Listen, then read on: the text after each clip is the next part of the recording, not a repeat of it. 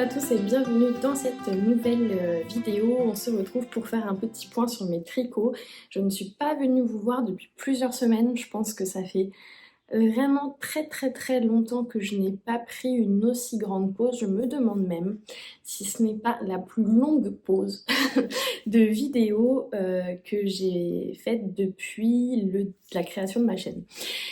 C'était nécessaire dans le sens où j'ai eu un mois de juin très chargé, j'avais beaucoup de choses à faire, à penser à tout niveau dans ma vie et plutôt que d'attendre d'être au bout de mon énergie, j'ai préféré essayer de prioriser un petit peu justement où mettre mon énergie et c'est pour ça que j'ai pris la décision de mettre sur pause les vidéos YouTube pour essayer de m'alléger un petit peu la tâche des dernières semaines.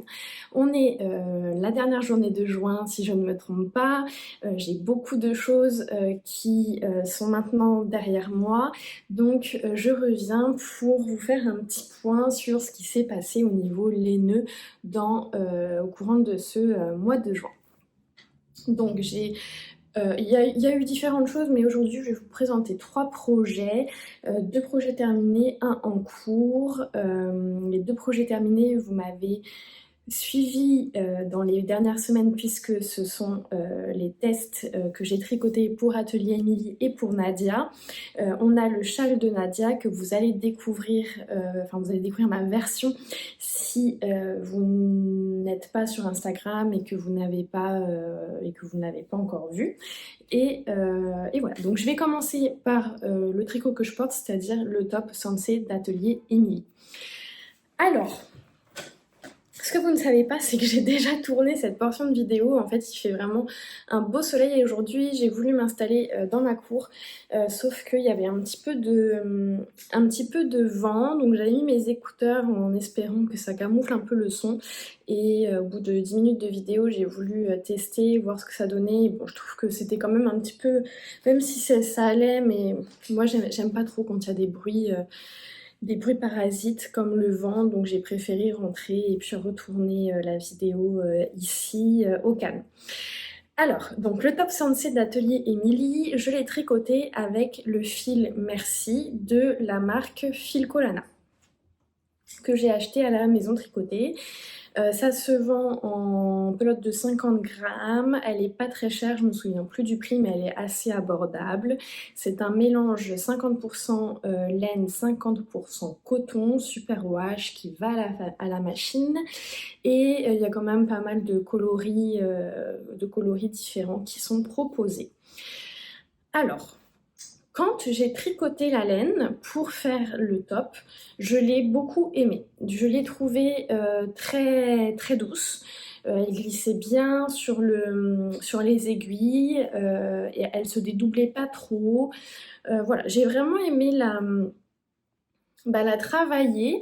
J'ai trouvé que par rapport à d'autres fils 50% laine, 50% coton que j'ai pu tester, vraiment on aurait presque pu croire qu'il n'y avait pas de coton, dans le sens où moi je ne ressentais vraiment pas la rusticité que peut avoir un petit peu le coton quand on le tricote. Là c'était vraiment la laine qui prenait le dessus, donc j'ai vraiment beaucoup aimé la travailler. Par contre, vous me voyez peut-être venir qu'il y a un petit bémol. Donc ce tricot-là, je l'ai terminé tout début juin, ça doit faire à peu près un mois donc. Et je l'ai quand même pas mal porté, j'ai dû le porter à peu près 5 fois, quelque chose plus ou moins. Par contre, je ne l'ai lavé qu'une seule fois au moment du blocage et je trouve que la laine a un peu une usure prématurée. Je suis pas très contente de la tenue. J'ai pas eu de soucis, tant que j'ai tricoté, c'est pas abîmé. J'ai déjà eu l'expérience de laine qui s'abîmait avant même qu'on l'ait terminé, juste simplement le fait de la tricoter, on voyait que ça commençait déjà à feutrer, un petit peu à boulocher. Là, ça n'a pas du tout été le cas, mais dès que j'ai commencé à le porter, ça n'a plus été. Donc j'ai essayé de vous montrer, je sais pas si ça va rendre grand chose en vidéo. Je sais pas si vous pouvez voir les détails, mais c'est comme un peu... C'est comme un peu feutré, en fait c'est pas tout à fait feutré, mais c'est comme si toutes les mailles avaient perdu de leur définition. Alors c'est pas catastrophique, hein. Moi je le vois parce que je le sais, mais il est encore complètement portable. Par contre, je m'inquiète un peu à la fin de la saison, quand je vais l'avoir encore plus porté, quand je vais peut-être l'avoir lavé quelques fois, qu'est-ce que ça va donner, quoi. Donc je m'attends à le porter cet été, peut-être un peu l'été prochain, mais je pense qu'après il va plus, il risque de ne pas tenir dans le temps. Donc bon, après voilà, c'est toujours le jeu aussi quand on prend des laines un peu moins chères, industrielles, et des fois ça veut rien dire parce qu'il y a des laines pas très chères, industrielles, qui tiennent très bien, qui sont de très bonne qualité. Bon là voilà, j'ai voulu tester, malheureusement je pense que je ne rachèterai pas cette laine du fait de ma mauvaise expérience. Si vous l'avez déjà tricoté et que vous de votre côté vous n'avez pas eu de problème sur la tenue, dites-le moi. Éventuellement je pourrais être ouverte à retester. Des fois c'est une question de coloris aussi qui fait que la laine, selon les teintures qu'elle a reçues, vieillit différemment. Donc éventuellement je pourrais être ouverte à la retester une fois pour être sûre, mais là pour le moment c'est vrai que je suis un petit peu déçue. Bon, quand on travaille longtemps sur un ouvrage et qu'il a déjà un aspect un peu usé dès le début, c'est toujours un petit peu décevant. Voilà pour la laine. Pour le patron. Donc c'est un patron qui se tricote du haut vers le bas. On commence en aller-retour par le dos, on vient remonter toujours en aller-retour les devants, on joint en rond et on déroule le corps tout en jersey. Ça se tricote donc en fingering avec des aiguilles assez petites, donc c'est quand même un petit peu long, bien que bon, il n'y a pas de manche, donc ça diminue quand même le temps de l'ouvrage par rapport à un pull en fingering avec des manches longues. Il est très simple, il n'y a pas de difficulté particulière. La petite originalité par rapport à d'autres tops similaires, ce sont les finitions. On a les emmanchures qui sont en jersey double et l'encolure et le bas du corps qui sont en ourlet de jersey replié. Franchement, les deux techniques sont abordables avec de la concentration. Moi, c'est ce qui m'a un petit peu manqué sur le bas du corps. En fait, c'est pas vraiment que j'ai manqué de concentration, mais j'ai manqué, peut-être parce que je fais rarement, voire jamais, en fait, d'ourlet replié. Et je pense que j'ai pas piqué dans les bonnes mailles pour faire le... C'est-à-dire que j'ai pas fait en couture, en fait. J'ai rabattu mes mailles en relevant à chaque fois les mailles où on devait joindre, en fait, le corps, enfin le bas du corps. Et je pense que j'ai pas piqué aux bons endroits des mailles et ça me fait comme des petits trous, des petits décalages que je n'aurais pas eu si j'avais relevé au bon endroit ou si j'avais fait une couture à la main. Je suis sûre que j'aurais pas eu le problème. Donc on peut voir en fait qu'il y a comme des petits, vous voyez là les petits points, ça c'est des petits trous qui sont liés en fait au fait que j'ai pas piqué aux bons endroits dans les mailles en fait. C'est un petit peu dommage, j'ai essayé de le camoufler. Au début je voulais faire des broderies dessus, j'ai fait des broderies dessus, j'ai retiré, après j'ai voulu défaire, refaire, mais bon finalement je laisse comme ça. C'est quand même très discret, je pense que bon, dans la rue, il n'y a personne qui va m'arrêter pour me dire mais là madame, vous avez des petits trous sur le bas de vos chandails, qu'est-ce que vous avez fait? Donc voilà, je vais vivre avec. J'ai rajouté, donc ça c'est absolument pas dans le patron, j'ai rajouté une petite broderie ici sur mon épaule, bon des fleurs toutes simples, hein, vous pouvez, enfin c'est tout à fait accessible aux débutants là si vous voulez reproduire, vous cherchez des tutos YouTube, broderie, fleurs simples, voilà vous allez trouver, il n'y a rien de compliqué, parce que étant donné qu'il est tout simple, tout gris, j'avais envie de le relever un petit peu. Je vous dirais de faire attention si vous voulez le tricoter au choix de votre fibre parce que je trouve que le rendu final de l'ouvrage dépend quand même pas mal de la fibre utilisée. Si je ne me trompe pas, Atelier Émilie a utilisé un mélange de mérino tencel. Et le rendu je trouve est vraiment différent du mien, c'est normal, c'est pas la même fibre, elles n'ont pas les mêmes propriétés et c'est vrai que son mérino tencel est un peu plus lumineux, les mailles sont un peu plus définies, il paraît un peu moins, peut-être le mien est un peu plus souple en fait que le sien. Ce qui fait que je trouve que pourtant c'est le même ouvrage, mais je trouve qu'il y a un rendu quand même un petit peu différent. Et puis choisissez bien votre aisance aussi. Là encore, on peut vraiment avoir ou un t-shirt très fité qui va vraiment être très près du corps, ou comme moi un tout petit peu plus loose. Moi j'aurais pu faire une taille en dessous, ça aurait bien été, mais je regrette pas de l'avoir fait comme ça parce que je voulais quelque chose de confortable. Et j'ai toujours le problème avec ma poitrine. D'ailleurs, ça me permet d'en reparler. J'avais pas prévu spécialement d'en parler. Mais là, puisque j'aborde le sujet, ça me donne envie d'approfondir. Alors, si vous me suivez depuis quelques temps, j'en ai déjà parlé à quelques reprises, mais j'ai un petit problème de morphologie qui est que j'ai quand même une relativement forte poitrine par rapport à ma carrure. Ce qui fait que c'est très compliqué pour moi de m'habiller dans le commerce. En fait, c'est rendu maintenant presque impossible pour moi de m'habiller dans le commerce. C'est vraiment très difficile parce que c'est bien taillé sur mon corps, mais ma poitrine passe pas, ou ma poitrine passe, mais du coup, notamment au niveau des épaules, c'est vraiment... c'est plus du tout ajusté, quoi, c'est trop grand. Donc en fait maintenant c'est pas vrai, j'aime m'habiller dans le commerce, mais je n'achète plus que des choses vraiment loose qui se portent voilà, avec pas mal d'aisance, etc. pour pas avoir ce problème là. Bon, c'est voilà, c'est pas nouveau, hein, les soucis d'inclusivité dans les vêtements, dans la mode, tout ça, voilà, hein, je ne vous fais pas découvrir un problème, mais bon voilà, ça c'est une chose. Et donc en fait, au niveau du tricot, j'aime bien aussi tricoter parce que ça me permet d'apporter des modifications justement pour pouvoir s'adapter à ma morphologie. Donc en fait, souvent, je fais des tailles un peu plus petites que mon tour de poitrine, et en général je vais adapter un petit peu en fonction de la profondeur du raglan ou ce genre de choses pour que ça aille par rapport à ma poitrine. Donc peut-être pour vous donner une référence, je fais un gros 90D, on va dire. Voilà, et donc le tricot.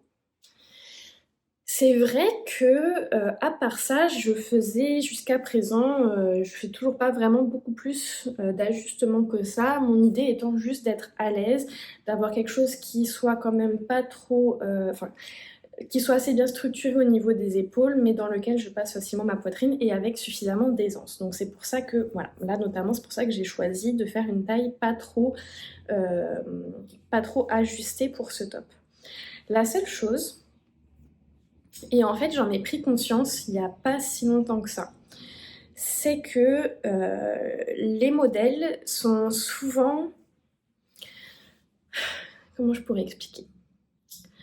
En fait, souvent les modèles de tricot, de vêtements, ne sont pas forcément pensés pour toutes les morphologies. Donc c'est gradé de manière parfois inclusive, mais parfois la construction reste la même, qu'on soit dans la plus petite taille que la plus grande.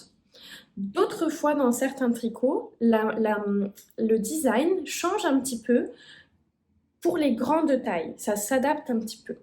Mais quand, comme moi, on fait des petites tailles, moi je fais jamais plus que la taille 3, en général je fais la taille 2 ou 3.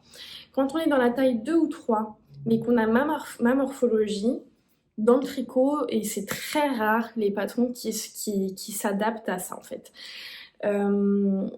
Donc ce que ça fait, c'est que en général, on a par exemple le même nombre de mailles devant que derrière. On n'a pas d'ajustement en fait au niveau de la longueur, de la longueur en quelque sorte du panneau de tricot avant pour combler la masse de la poitrine. Et en fait, ce que ça fait, c'est qu'on se retrouve dans cette situation. Voilà. C'est-à-dire que à cause de ma poitrine, et uniquement à cause de ma poitrine, hein, c'est pas lié à autre chose, bah mon tricot baille un peu sur l'avant, comme ça remonte un peu si je me mets bien comme il faut. Là je force pas, vous avez vu vraiment, je me suis juste levée de ma chaise, bah en fait ça remonte ici et ça baille un peu. Si on annule ma poitrine, voilà, le problème n'existe plus. c'est vrai que c'est un problème pour moi parce que les patrons ne sont tout simplement pas adaptés. Il y a certains patrons, j'avais testé notamment le patron de Jacqueline. À chaque fois, je ne sais pas prononcer son nom, si Elsac, c'est Ielska, son URSA, qui lui était super bien pensé parce qu'il n'était pas pensé en fonction de la taille qu'on choisissait, il était pensé en fonction de son bonnet. Donc on pouvait faire l'une des premières tailles, mais si on avait un gros bonnet, on avait une adaptation pour la poitrine. Et je trouvais ça génial parce que oui, on peut avoir un gros bonnet, mais tricoter des petites tailles, ça dépend en fait de notre morphologie, de comment est-ce qu'on est faite en fait, tout simplement.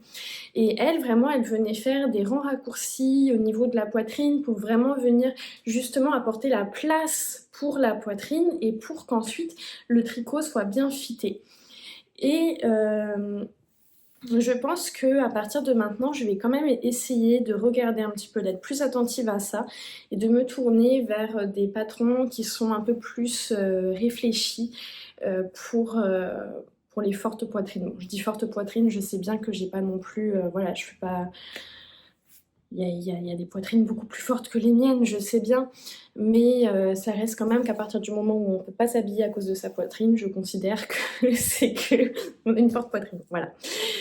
Bref, fin de la parenthèse, mais c'était pour vous montrer un petit peu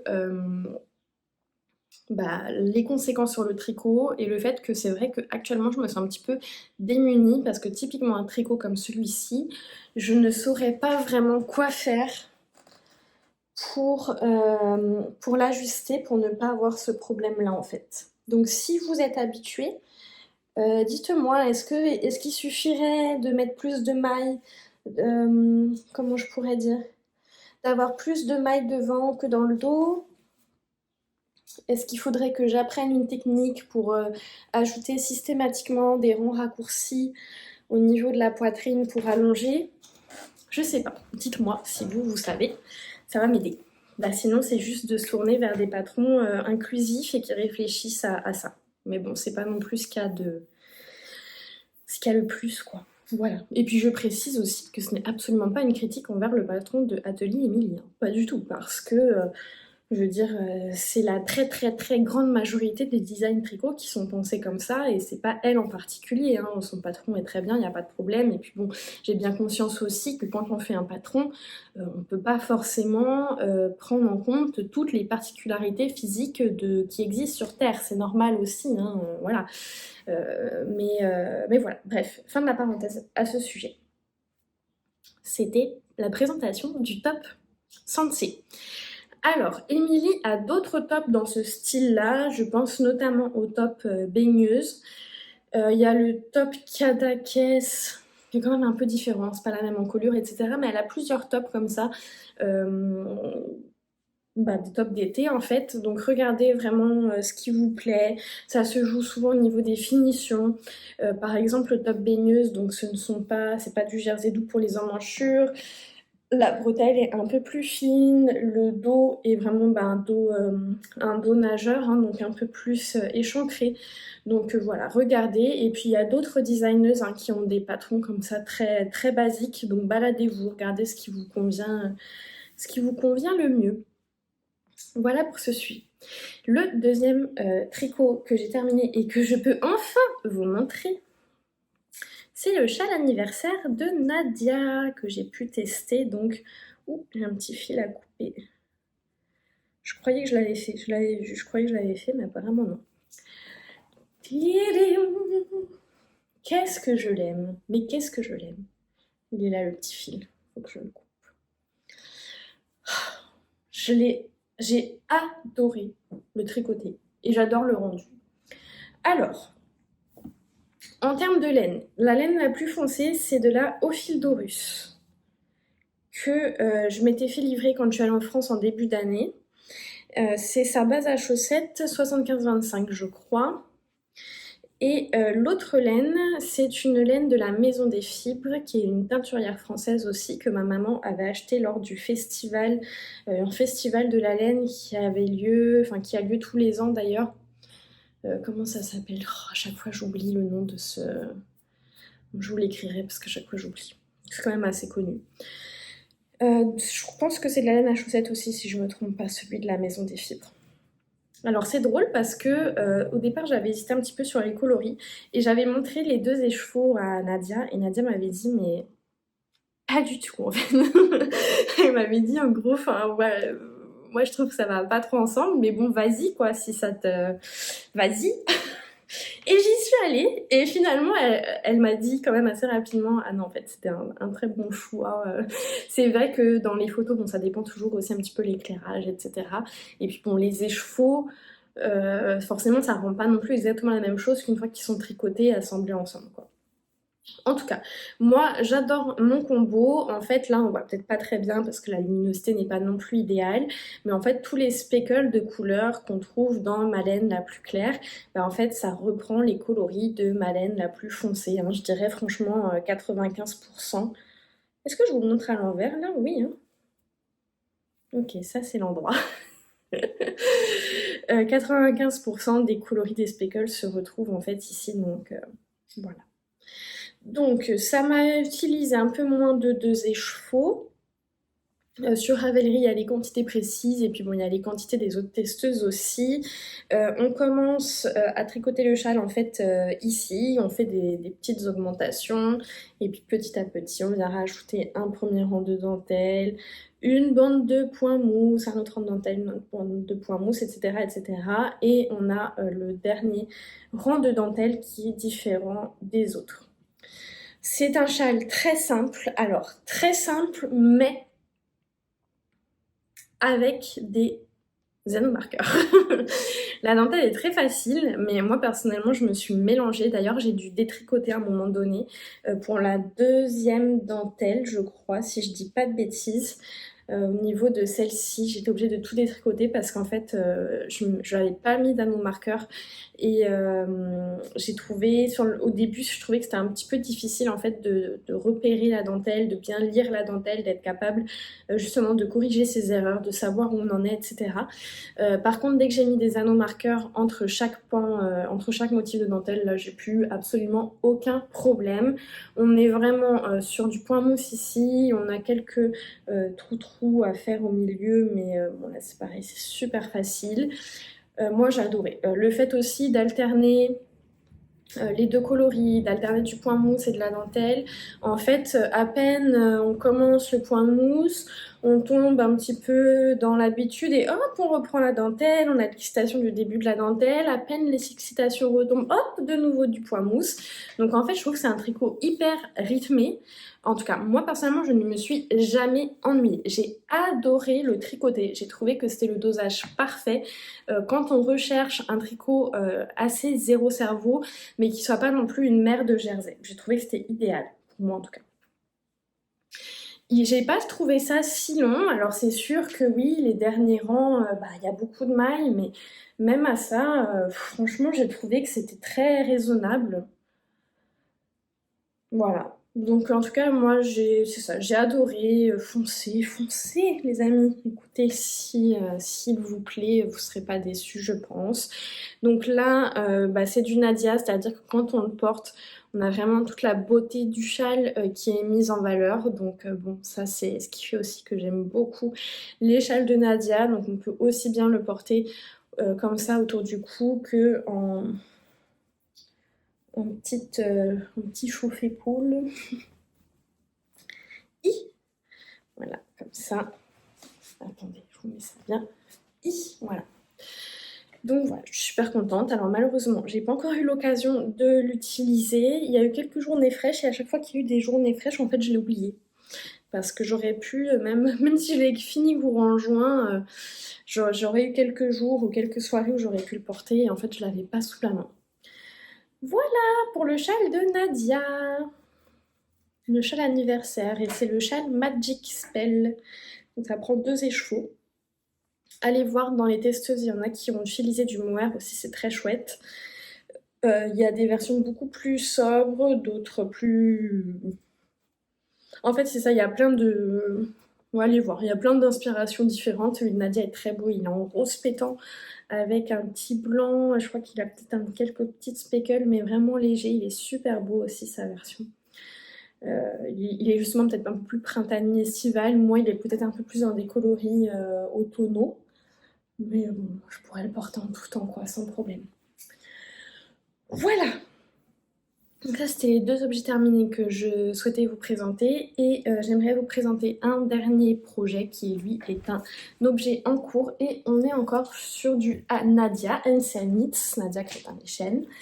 On est encore sur un test. Là, c'est pas un test secret, donc je vais pouvoir vous le montrer. J'aurai pas le droit de vous le montrer complètement finalisé comme d'habitude, mais je vais pouvoir quand même vous montrer le processus en bonne partie de tricot. On est sur un t-shirt, le t-shirt Joya. Vous avez vu notamment chez Hello Demoiselle, elle l'a tricoté, elle l'a terminé d'ailleurs. Je sais pas s'il y a d'autres youtubeuses qui le font. Mais voilà où j'en suis pour ma part. Alors, je tricote avec la merveilleuse laine de Bleu Poussière, qui est une teinturière québécoise. C'est sa base Helios, 50% soie, 50% mérino.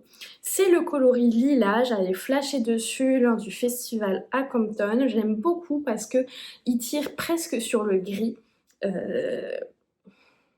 Bon, de toute façon, si vous me connaissez bien, vous savez que tout ce qui est dans les tonalités un peu violet, lilas, rose, tout ça, c'est ce qui me plaît. Donc là, clairement, on est dans mes couleurs.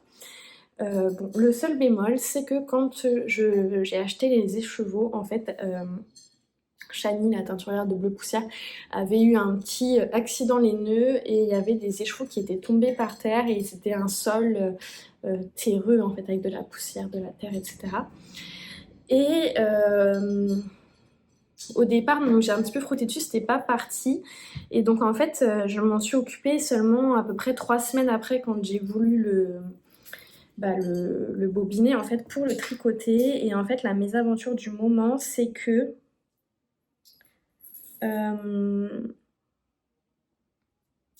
pour le moment, ils sont restés tachés. Alors c'est assez subtil, en fait je les ai fait tremper dans de l'eau calant, j'ai même un petit peu légèrement frotté, je sais qu'il faut pas mais bon, j'ai essayé en fait de sortir la poussière et la terre des fibres, j'ai fait bouillir les écheveaux et en fait bon il reste quelques taches, alors bon bah tant pis, écoutez, je sais même pas... Là, il n'y a pas de lumière, ça va être un peu difficile. Mais bon, c'est correct, ça fait pas des taches, en fait, ça fait plus... si vous voulez, c'est quelque chose comme un petit peu jaunâtre, en fait. Donc bon, c'est pas... On pourrait croire que c'est simplement des reflets de la laine, en fait. Donc bon, voilà, c'est comme ça, c'est pas grave. Bon, à part ça, elle est hyper agréable à tricoter, évidemment. Donc le top Joya, on commence par le dos. Donc on fait un dos tout en jersey, on a un peu de travail ici pour former les épaules. Ensuite, on reprend un devant, on fait tout le devant, on intègre la dentelle, on fait des rangs raccourcis pour creuser le tout. Le deuxième devant, une fois que les 2 devants seront faits, on va pouvoir rejoindre en rond, je suppose. Je sais pas exactement en fait, je me souviens plus. Mais bon, dans tous les cas, à un moment donné, on va rejoindre en rond, ça c'est sûr.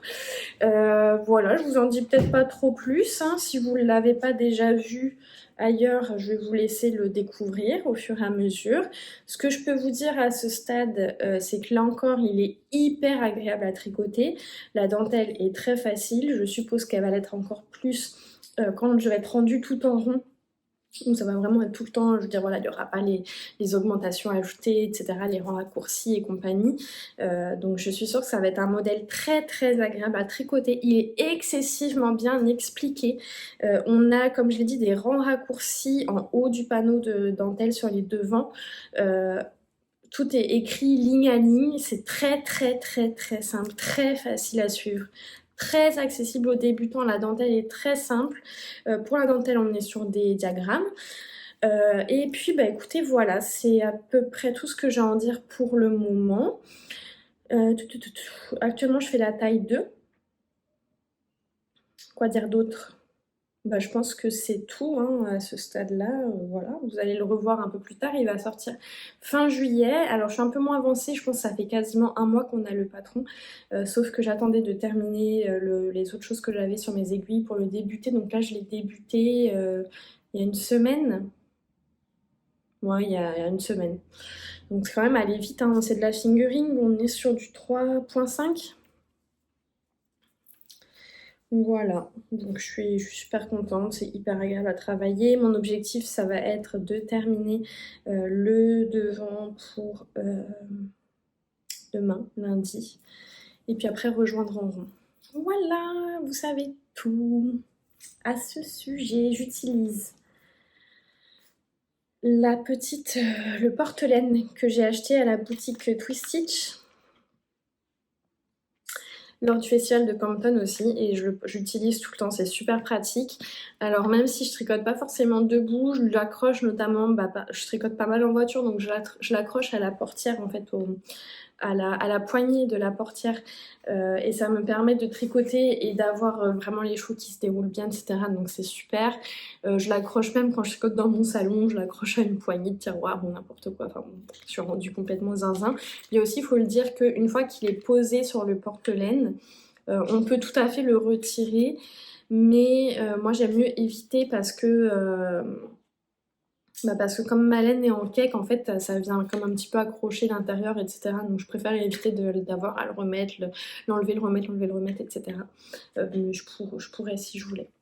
Voilà, donc ça c'est vraiment mon petit investissement des laineux des dernières semaines que je suis vraiment très très contente d'avoir fait. En parlant de festival laineux, je vais participer à un festival à la fin de l'été à Trois-Rivières. C'est le festival La Folie des Fils. Est-ce que c'est bien ça tout d'un coup? J'ai comme un tout mélange avec tous les noms de festival. Donc je suis super contente. Vous allez pouvoir me retrouver avec Loris, avec donc toute ma collection d'accessoires tricot. Il devrait aussi y avoir de la laine que je vais avoir teint à la main. Et éventuellement il devrait aussi y avoir des tubes de laine teinte à la main tricotés. Voilà, c'est à peu près tout, donc ça, bon, je vous en reparlerai, c'est pas tout de suite, hein, c'est fin août. Et puis, l'autre chose que j'avais à vous dire aussi par rapport à la boutique, en fait, il y a deux choses. La première chose, c'est que jusqu'à présent, j'étais sur Etsy, et là, je suis en train de faire le transfert sur mon propre site, en fait. Donc, je vais vous mettre l'adresse en barre de description. Donc, c'est un site, en fait, avec Square. Je fais ce changement pour plusieurs raisons. Au départ, il y avait une partie de ma motivation qui était liée aux frais Etsy. Finalement, en toute transparence, bon, les frais se valent, les frais se valent sur les deux plateformes. Par contre, ce que je préfère avec ce site-là, qui est indépendant d'Etsy, donc, c'est que j'ai beaucoup plus j'ai plus la main, en fait je trouve qu'il est plus user-friendly en fait quand on se connecte. On peut vraiment voilà, créer des catégories, aller chercher est-ce qu'on veut de la laine, est-ce qu'on veut des accessoires, quel type d'accessoires on veut. On peut le faire aussi sur Etsy mais je trouve que c'est moins visuel. Là je trouve que c'est ça, le site est plus visuel.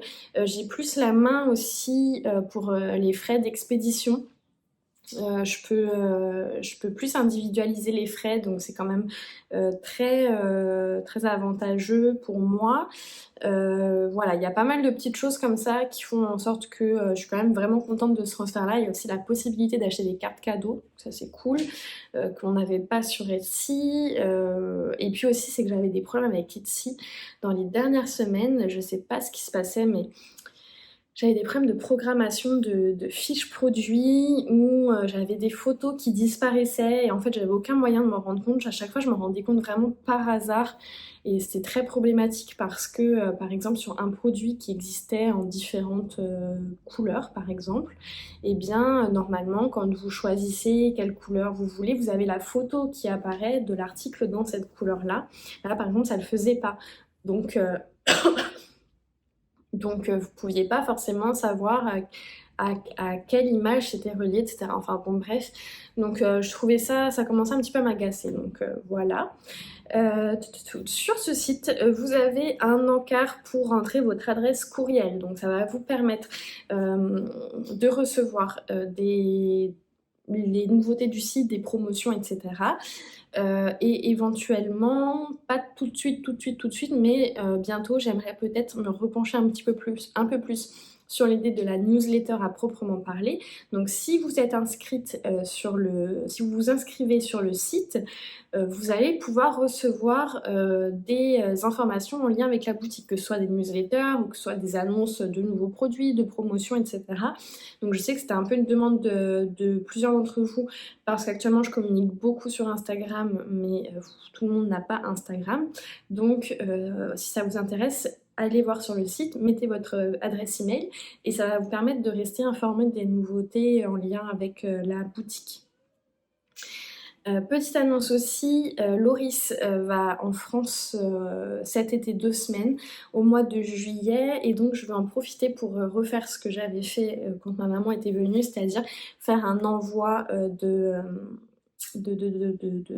produits directement en France pour vous permettre d'avoir moins de frais de port en fait. Donc actuellement, les frais de port, quand vous commandez ailleurs que depuis le Canada ou les États-Unis, vous avez 10 $ canadiens de frais de port, ce qui correspond plus ou moins à 7 euros. Donc c'est quand même, je trouve que c'est quand même convenable. Je veux dire, c'est toujours une somme là, c'est toujours plus que 0 bien sûr, mais bon, je trouve que c'est quand même voilà, relativement convenable pour quelque chose qui vient de l'autre côté de l'Atlantique. Mais là, avec Loris qui rentre en France, je vais pouvoir en fait vous poster vos commandes directement depuis la France. Loris va partir avec vos commandes dans sa valise et va les envoyer depuis la France. Et là, pour le coup, ça va vous permettre d'avoir des frais de port beaucoup moins élevés. Donc, en passant par le site Square, que je vais vous avoir mis en bas, pas en passant par ici, en passant par le site. Toutes les commandes en bas de 20 euros, les frais d'envoi vont être de 1,75 €. Et dès que vous allez faire une commande de plus de 20 euros, la livraison sera offerte.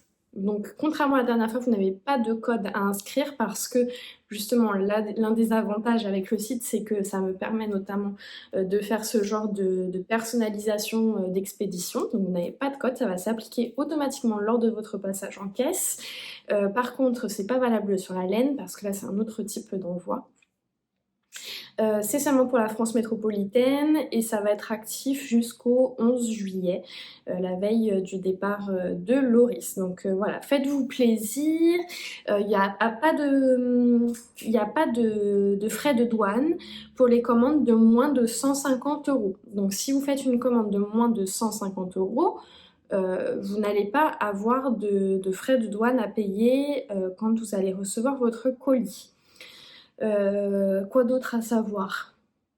Que toutes les commandes qui vont être passées d'ici le 11 juillet seront envoyées à partir du 15 juillet quand Loris sera sur place. Donc il va y avoir un petit délai. Si vous commandez tout de suite, vous aurez votre commande. La commande sera expédiée seulement dans 2 semaines. Voilà, je pense que ça fait à peu près le tour par rapport à ça. Si vous avez des questions, bien sûr, vous pouvez m'écrire, que ce soit par courriel, que ce soit par Instagram. YouTube, il faut éviter parce que les commentaires YouTube, c'est un peu plus difficile à suivre. Éventuellement Ravelry, mais Ravelry, je dois reconnaître que je suis pas très comment on dit, régulière sur la consultation des messages Ravelry. Donc le mieux, c'est vraiment Instagram ou mon adresse courriel, Mathilde Tricotte, tout attaché, @commercial@gmail.com. Si vous voulez des personnalisations, c'est possible aussi, il faut m'écrire. Si vous avez une idée précise en tête de ce que vous voulez, que vous ne trouvez pas sur le site, il faut m'écrire. Si vous voulez mixer des lots, par exemple, s'il y a deux produits d'anomarqueur qui vous intéressent et que vous voulez échanger le Progress Skipper de l'un avec l'autre, vous m'écrivez, après on regarde ensemble est-ce que c'est possible, est-ce que ça engage des frais supplémentaires dépendamment de en fait du produit qui est à ajouter ou de l'accessoire du produit qui est ajouté. Et puis on regarde ensemble, on regarde si ça convient ou pas. Voilà, n'hésitez pas à me contacter pour toutes ces choses-là. Par contre, je ne fais pas de... comment je peux dire? J'ai perdu le mot. Je mets pas de choses en réserve, c'est-à-dire que je fais pas, je mets pas de produits de côté pour vous. Ça par contre c'est pas possible parce que j'ai trop peu de stock pour me permettre de le faire. On sait jamais ce qui peut arriver, peut-être que pour une raison X ou Y finalement la commande ne se conclura pas et donc j'aurais sorti de l'accès du site un produit pour rien, donc ça je peux pas me le permettre. Mais sinon à part ça, écrivez-moi, on regarde ensemble et puis en général il n'y a pas de problème pour trouver un terrain d'entente. Voilà pour ça. Et dernière chose pour la boutique, pour les Canadiens, sachez que contrairement à Etsy, mon nouveau site ne collecte pas les taxes. Ça veut dire que par rapport au prix que vous payez sur Etsy, sur le nouveau site, vous payez 15% de moins puisque vous ne payez pas les taxes. Donc c'est quand même bon à savoir, c'est-à-dire que le prix affiché sur le site est le prix que vous payez en caisse. Alors, faut savoir, parce que bon, c'est pas tout le monde qui sait, au Canada, bon, déjà il y a des taxes, il y a 15% de taxes à peu près qu'on rajoute sur la valeur affichée. Sauf que ces taxes-là, dès lors qu'on a une entreprise qui fait moins d'un certain chiffre d'affaires annuel, eh bien on n'est pas tenu de les récolter. À partir d'un certain seuil de chiffre d'affaires annuel, on est tenu de les récolter, mais tant qu'on est en dessous, on n'est pas tenu de le faire. Donc c'est complètement légal. Je suis pas en train de vous proposer quelque chose de sous le menton. Sous le manteau, c'est juste que mon entreprise n'est pas soumise aux taxes. Par contre, quand on vend via Etsy depuis, je crois que c'est très récent, je crois que c'est depuis 2023, maintenant Etsy est obligé de collecter les taxes. Peu importe le type de produit qu'on vend, peu importe le type d'entreprise qu'on est, ils sont tenus de collecter les taxes, même si l'entreprise individuelle qui vend le produit n'y est pas soumise, ce qui était mon cas. Donc c'est pour ça qu'avec Etsy, vous payez les taxes, mais en passant par le site, vous n'avez pas à les payer. Etsy, pour le moment, est encore actif. Il y a quelques produits dessus, mais très vite, hein, tout va passer sur l'autre site. C'est juste que c'est long de faire les transferts. Mais l'idée, c'est que tout passe sur le nouveau site. Et donc, sur Etsy, prochainement, il n'y aura plus d'articles. Et puis, vous aurez un petit message pour vous indiquer de vous rendre sur le site si vous voulez commander. Voilà. Écoutez, je pense que ça fait le tour de tout ce que j'avais à vous dire pour aujourd'hui. J'ai bien envie de m'arrêter là. J'hésitais à faire juste un one-shot ou à partir sur un vlog. Mais je pense que je vais m'arrêter ici. Il y aura une autre vidéo bientôt, quand, je sais pas. Est-ce que ça va être dans une semaine, 2 semaines, 3 semaines? Ce sera la surprise, restez connectés. Au mois de juillet, je vais être 2 semaines toute seule puisque Loris part 2 semaines en France. Donc ça se pourrait. Je réfléchis peut-être à l'idée de vous faire un vlog peut-être journalier ou 2 jours, on verra. Pendant cette période-là, puisque je vais avoir un peu plus de temps, que je vais être toute seule, donc ça va peut-être me permettre aussi d'avoir un peu de compagnie. Dites-moi si ça vous intéresse. Je sais que l'été, bon bah voilà, on est un peu plus dehors, on est en vacances, on n'a pas forcément le temps d'être devant les réseaux, mais voilà, dites-moi si c'est une idée qui vous plaît ou si franchement ça vaut pas la peine que je perde mon temps là-dessus. Enfin, perdre mon temps, façon de parler. On verra, je vous tiendrai au courant de toute façon, notamment sur Instagram. Vous le savez, le meilleur moyen pour être tenu informé, pour que ce soit les choses en lien avec la chaîne YouTube ou avec la boutique, c'est de me suivre sur Instagram. C'est là que je communique le plus. Et puis pour YouTube, vu mon rythme irrégulier des derniers temps, pour ne pas louper mes vidéos, bah, c'est vraiment d'être abonné à la chaîne, ce qui va vous permettre en fait d'avoir mes vidéos qui vont apparaître dans votre écran d'accueil quand elles vont être publiées et aussi de recevoir des notifications si vous vous abonnez aux notifications de la chaîne. Voilà, je pense que ça fait le tour. Écoutez, je suis super contente de vous avoir retrouvé aujourd'hui. Je suis contente d'avoir pris cette pause parce que je reviens vraiment, voilà, ça me tentait de filmer aujourd'hui, ça me tentait de vous raconter ce qui s'était passé dans ma vie laineuse. Donc, bah voilà, des fois c'est bien aussi de partir pour mieux revenir. même si voilà, je suis pas partie très longtemps non plus, hein, je suis partie 3-4 semaines, c'est pas non plus le bout du monde, mais c'est vrai que ça fait quand même 2 ans que je suis habituée à venir vous partager mon quotidien au tricot, donc c'est vrai que quand on fait une pause un peu plus longue que d'habitude, en tout cas pour moi, je l'ai senti, vous en tant que spectateur, peut-être un peu moins, mais bon, voilà. Écoutez, j'espère que vous allez bien, c'est le plus important. La santé en ce moment, je trouve que c'est vraiment difficile. J'ai beaucoup de maladies autour de moi, de personnes plus ou moins proches. C'est compliqué cette année 2024 au niveau santé pour ma part. Donc j'espère que vous de votre côté ça va. Si jamais c'est pas le cas, eh bien j'espère que vous gardez le moral, que vous êtes entourés, que vous parlez, parce que c'est très important de parler. Et puis que le tricot est un réconfort pour vous, et peut-être les vidéos sur YouTube aussi. Donc voilà, j'ai une pensée très très forte pour les personnes qui passent au travers de la maladie, que ce soit de près ou de loin en ce moment. Et puis plus généralement pour toutes celles et ceux qui ont regardé ma vidéo aujourd'hui. Portez-vous bien, profitez de vos vacances si vous en avez. Si vous en avez pas, c'est pas grave, profitez du bon temps, profitez des petits plaisirs simples de la vie. Moi non plus, j'ai pas de vacances cet été, je vais avoir une semaine de vacances en septembre seulement. Je vais avoir 2 petits jours pendant l'absence de Loris. Oui, j'ai pris 2 jours de congé pendant qu'il était pas là, parce que je me suis dit, il n'y a pas de raison qu'il y ait que lui qui profite. Mais sinon, voilà, j'ai pas plus de vacances que ça non plus. Mais c'est pas grave, je compte profiter quand même voilà, de mes week-ends, de mes fins de journée. Et puis c'est cool aussi comme ça. Voilà. Point, quoi, ça sert à rien que je continue de blablater. Mais tout ça pour dire que je pense à vous. Et je vous souhaite un bon tricot et on se dit à la prochaine.